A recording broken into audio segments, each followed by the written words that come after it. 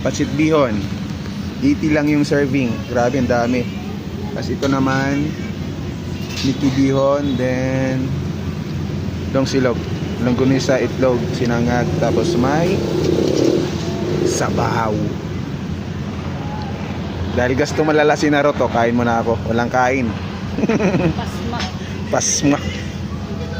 Pumastos ng 6,000. Tapos, pasma ang abot. Let's go, kain. Dito lang yan sa may, ano tawag nila?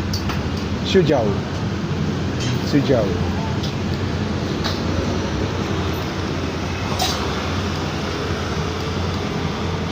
Sa may Arellano lang to. Arellano Avenue, corner del Pilar, sa may San Andres Bukid. Yan. San Andres street na yan dyan. Papunta na ng Tasmania Highway.